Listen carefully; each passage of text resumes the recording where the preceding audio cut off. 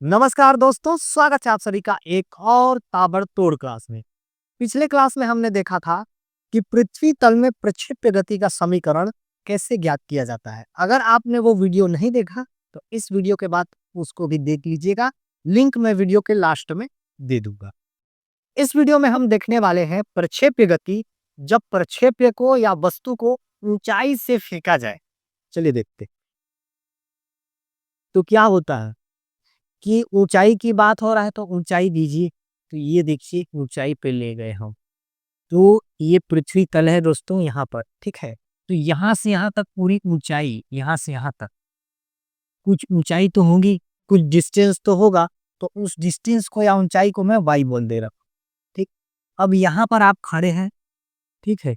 यहाँ पर मान लीजिए आप ऐसे खड़े हैं और यहाँ से किसी वस्तु को आप क्या करते हैं, फेंकते हैं। ठीक है।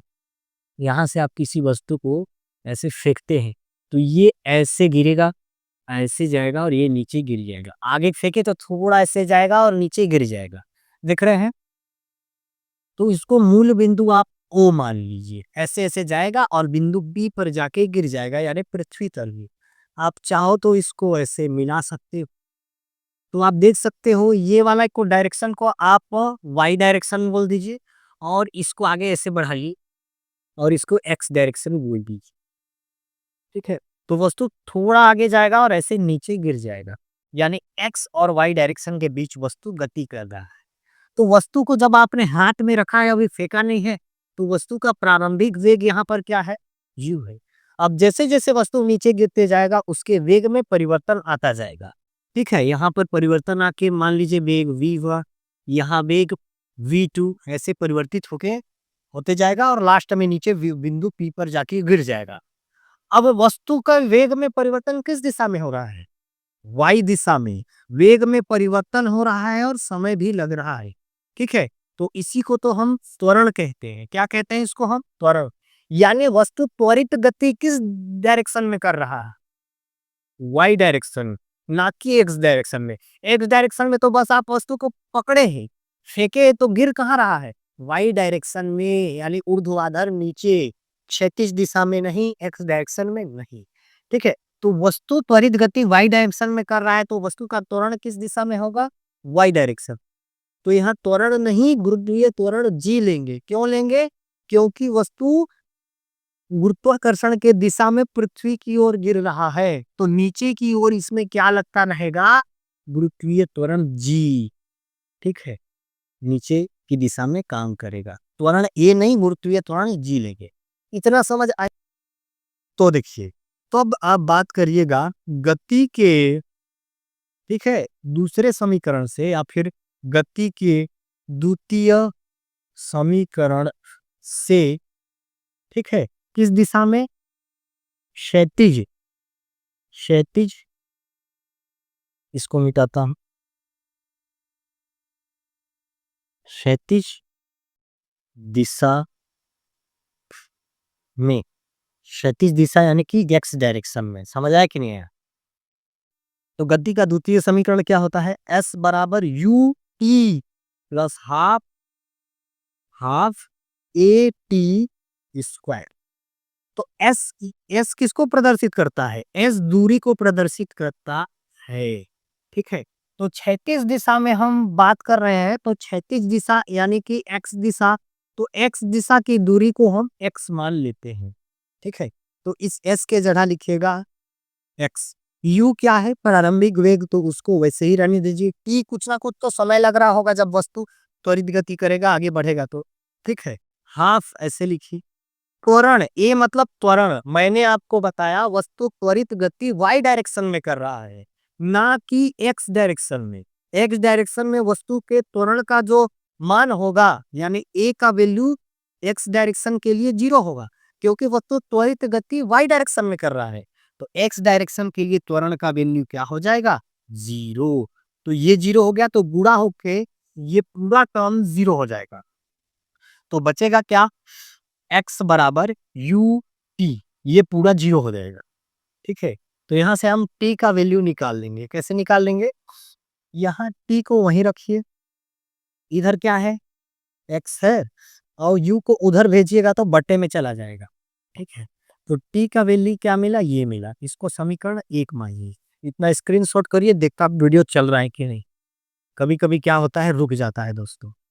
ठीक है, चलिए चल रहा है वीडियो। अब हम क्षैतिज दिशा से हम समय का सूत्र निकाल लिए हैं। अब हम ऊर्ध्वाधर दिशा यानी कि वाई डायरेक्शन की बात करेंगे। तो इसी प्रकार लिखिएगा, इसी प्रकार, है ना, गति के द्वितीय, शॉर्ट में लिख रहा हूं ना, द्वितीय समीकरण से, है ना, समीकरण से लिख लीजिएगा ऊर्ध्वाधर दिशा में। किस दिशा में, ऊर्ध्वाधर यानी कि वाई दिशा में। ठीक है, उधर लिख लीजिएगा। ठीक है, गति के, इसी प्रकार गति के द्वितीय समीकरण से ऊर्ध्वाधर वाई दिशा में। तो गति का द्वितीय समीकरण लगाइए, s बराबर U T plus half A T square. क्या हो जाएगा, s बराबर U T plus half A T square. समझ आया कि नहीं आया? तो s क्या आपको प्रदर्शित करता है दोस्तों, दूरी। ठीक है, तो x डायरेक्शन, मैं किस डायरेक्शन की बात कर रहा हूं, इसको मैंने x लिख दिया, यहां y ले लीजिएगा। समझ आया? तो मैं x डायरेक्शन की बात कर रहा हूं, y डायरेक्शन की बात कर रहा हूं। तो y डायरेक्शन से उस वस्तु की दूरी कितनी है, जहां से हम फेंकना प्रारंभ कर रहे हैं, यहां पर, यहां से यहां तक की दूरी क्या है, y। s दूरी को प्रदर्शित करता है, तो y ही तो वो दूरी है या फिर हाइट है। तो यहां क्या लीजिएगा, y u क्या है, प्रारंभिक वेग। तो प्रारंभिक वेग कहाँ है, x डायरेक्शन में। y डायरेक्शन में तो वेग में परिवर्तन हो जाता है, तो प्रारंभिक वेग का घटक y डायरेक्शन के लिए 0 हो जाएगा। समझ आया? प्लस 1/2 ए यानी कि त्वरण, लेकिन हम क्या लेके चल रहे हैं, गुरुत्वीय त्वरण, क्योंकि वस्तु गुरुत्वाकर्षण की दिशा में गति कर रहा है। तो ए के जगह आप क्या लेके चलिएगा, जी टी, टाइम तो टाइम ही रहेगा, जी टी स्क्वायर।